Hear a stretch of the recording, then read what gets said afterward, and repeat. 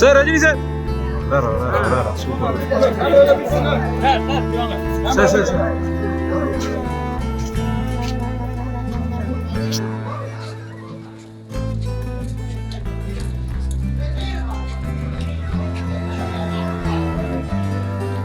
பெரிய மனிதர் ஜென்டில்மேன் அப்படின்னா அதுக்கு ஒரு எடுத்துக்காட்டு வந்து சரவணன் சார் அவர்கள் எப்பவும் வெளில ட்ரெஸ் போடுவாங்க. அதே மாதிரி அவருடைய உள்ளமும் வந்து அவ்வளோ வெளியாக இருக்கும். சினிமா வந்து உசிருக்கு உசிராக நேசிச்சவர்.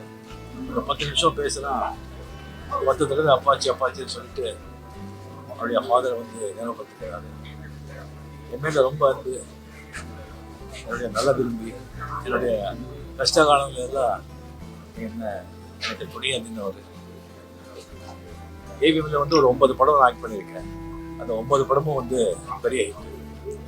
அதுக்கு வந்து மெயின் காரணம் வந்து சரவணன் சார்னு சொன்னால் அது வந்து மெய்யாகாது. வந்து 80s வந்து முரட்டுக்காடு, தமிழில் வந்து மிகப்பெரிய பிரம்மாண்டமான செலவு எடுத்த படம் 80s.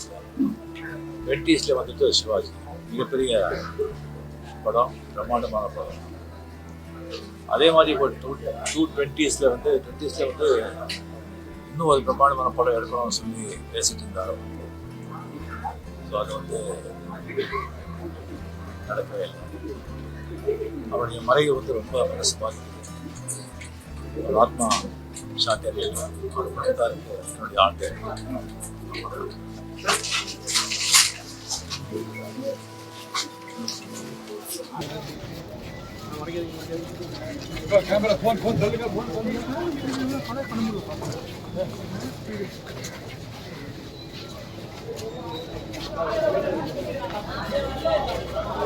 ஏவிஎம் நிறுவனம் 73 வருஷத்தில் 175 படங்கள். இந்த ஸ்டுடியோவில் நடிக்காத நடிகர்களே கிடையாது. வைஜெயந்திமாலா அறிமுகப்படுத்தினாங்க, சிவாஜி அறிமுகப்படுத்தினாங்க, கமலஹாசன் அறிமுகப்படுத்தினாங்க, என்னை அறிமுகப்படுத்தினாங்க, எஸ்.எஸ். ராஜேந்திரன் அறிமுகப்படுத்தினாங்க.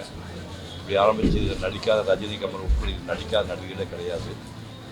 மியூசிக் டைரக்டர் எடுத்திங்கன்னா சுதர்சன் ஆரம்பித்து கேபி மகாதேவன், எம்.எஸ். விஸ்வநாதன், இளையராஜா, ஏஆர் ரஹ்மான் அப்படின்னு இசையமைப்பாளர் எல்லாருமே இதில் வேலை பார்த்துருக்காங்க. டைரக்டரில் வந்து கேஎஸ் கோபாலுக்கு சொந்தமாக ஸ்டுடியோ வச்சுருந்தாலும் அவருக்கு ஜாஸ்தி பண்ணிட்டார். ஏபி நாராயண் சொந்த படம் எடுத்தால பண்ணல. ஸ்ரீதர் இவங்க தவிர பாக்யராஜ் உட்பட அத்தனை டைரக்டர்களுக்கே வேலை பார்த்துருக்காங்க. டைரக்டர்கள் சரி, நடிகர்கள் சரி, மியூசிக் டைரக்டர் சரி, எல்லாரும் வேலை பார்த்த ஒரு இடம் இருக்குது. இந்த நிறுவனத்தில் தான் 1965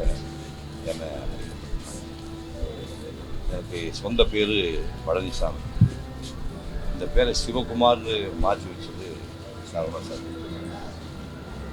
சரவணன் சார் தான் அண்ணன் தம்பி 4 பேர் இருந்தால் கூட எனக்கு இந்த பேரை வந்து சிவகுமார் சரவணன் சார். அவர் ஞாபகமாக தான் என் மகன் சூர்யாவுக்கு ஒரிஜினல் பேர் சரவணன் நான் பேர் வச்சேன். முதல் படத்தில் ஒரு முக்கியமான லவ் சீன் ஒரு 500 அடி வரும். அந்த லவ் சீன் போயிடுச்சு. அதுக்கப்புறம் பார்த்தா அந்த படத்துலேயே நான் வந்து 3 சீன் 4 சீன் துப்படா சீன் தான் வர மாதிரி இருக்கும். அப்புறம் நான் அந்த மாணிக்கம் ரெக்கார்டிங் தியேட்டர் பக்கத்தில் நின்று அழுதுட்டு இருந்தேன். அப்போ சரவணன் சார் வந்தார்.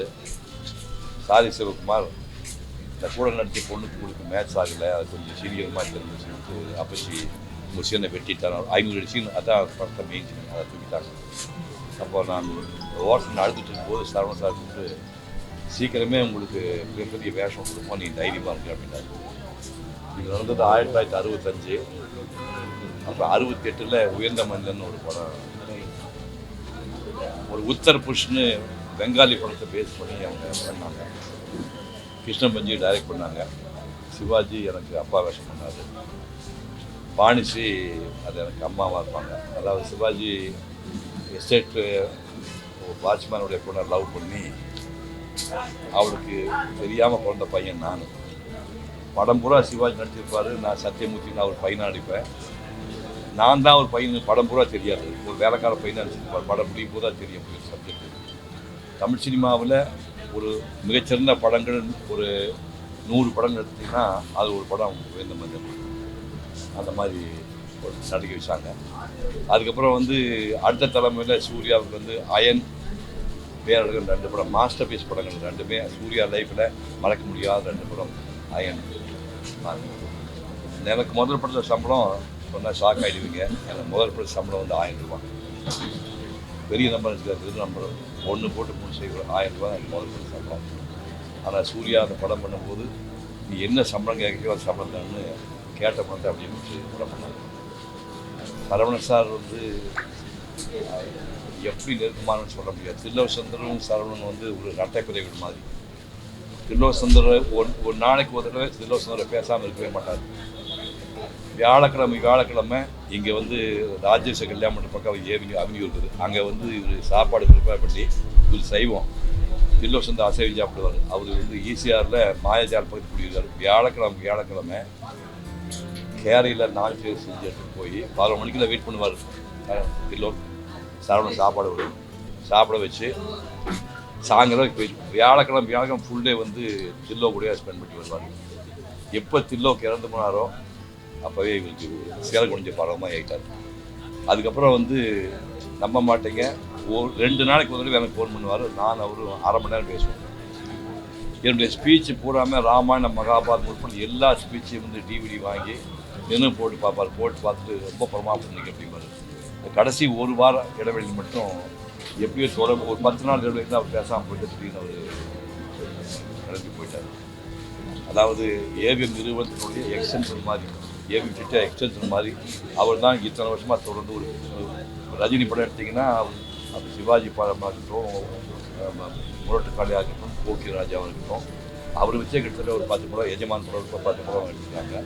கமல் வந்து தூங்காதே துணை தூங்காதே, உயர்ந்த உள்ளம், சகலகலா வர்க்கம் படம், மாஸ்டர் தமிழ்நாட்டுடைய ஹிட்டான படம் ரஜினி கமல் படம் எல்லாமே இங்கே தான். கடைசி சிவாஜி படம் எடுத்துருக்காங்க. ஒரு கட்டத்துக்கு அப்புறம் இனிமேல் சொல்ல படம் பண்ண முடியாது, அப்படியே அந்த படம் எடுக்கிறத குறைச்சிட்டாரு. 10 நாளைக்கு முன்னாடி கூட அவர் பேசிட்டு இருந்தார்.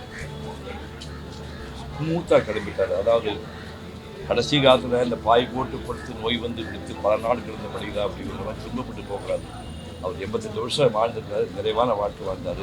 ஒரு மிகப்பெரிய தயாரிப்பாளராக அவர் உருவாகி அவர் மகன் குணனை உருவாக்கினார். ஒரு பேட்டிகளும் சீரியலாக பண்ணியிருக்காங்க. இந்த துறை சம்பந்தப்பட்ட முழுசாக வாழ்ந்த மனிதர். அந்த மனிதர் கிளம்பி போய்விட்டால் ஒரு ஆத்மா சாமி. வணக்கம். நான் பிறந்த வீடு ஆஸ்பத்திரியாக இருக்கலாம், சென்னையாக இருக்கலாம். ஆனால் என்னை பொறுத்த வரைக்கும் நான் புகுந்த வீடு ஏவிஎம் தான். இத்தனை படங்களுக்கு நடிச்சிருக்கேன் எனக்கு ஞாபகம் இல்லை. எனக்கு சம்பந்தின்னு நான் சொன்னேன்னா சரவணன் சார் தான், குமரன் சார் தான், பாபு சார் தான், பிரதேஷ் தான்.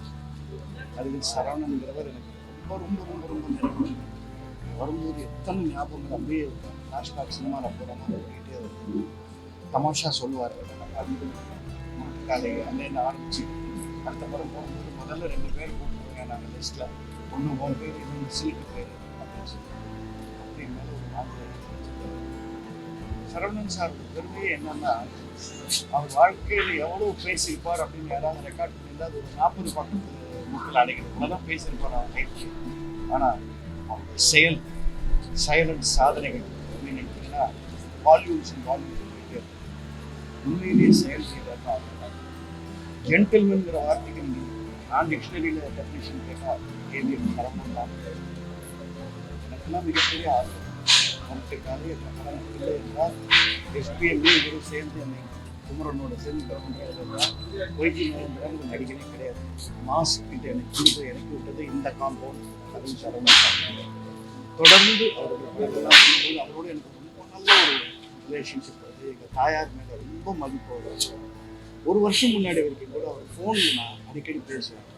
அதுலேயும் பாருங்க அவருக்கு மனசு திடீர்னு ஃபோன் பண்ணுவார். என்ன சார் எப்படி பண்ணுறீங்க, படம் எடுக்க போகிறீங்களான்னு கிண்டல் பண்ணுறேன். சாச்சா அதெல்லாம் விட்டாச்சுப்பான். நேற்று டிவியில் நல்லவனுக்கு நல்லவன் பார்த்தேன்.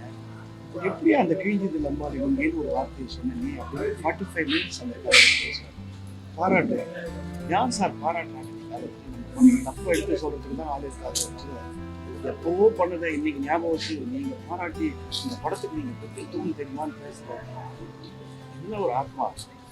இந்த ஆத்மா வந்து சாந்தி அடையணும்னு நம்ம சொல்லவே வேணும். இது வந்து சாந்தி அடைஞ்ச ஆத்மா. கடவுளின் இறைவனின் காலடியில் நேரடியாக போய் சேரும். அவர் எந்த இறைவனை வரலாறு அந்த இறைவன் காலடியில் நேரடியாக போய் சேரும். எத்தனை பேர் உருவாக்கி what of business what of silent business. அவருக்கு நான் ஆங்கிலத்தில் ஒரு செய்தி டெஃபினிஷன் கொடுத்தேன். Gentle giant. அதுதான் தெரியும் சரவணன். மறக்க முடியாது யாருமே மறக்க முடியாது. சைட் போகும்போதெல்லாம் எனக்கு ஞாபகம். He was particularly very close to me. என்னோட ஃபோனில் பேச வச்சுருந்தா ரைட் ஏஜ் நியர் டெத் மறைந்தார் அப்படின்லாம் சொல்லுவாங்க. இறந்தார்னு சொல்ல வார்த்தை இருக்காங்க. இங்கே இருந்தார் மறைந்தார். இந்த மாதிரி பல நடிகர்களுக்கு அஸ்திவாரமாக இருந்தவர் நல்ல ஆத்மா. கண்டிப்பாக அவர் எங்கே இருந்தாலும் அவர் ஆத்மா சாந்தி அடைந்து எங்களை ஆசீர்வதித்து கொண்டே இருக்கிறார்.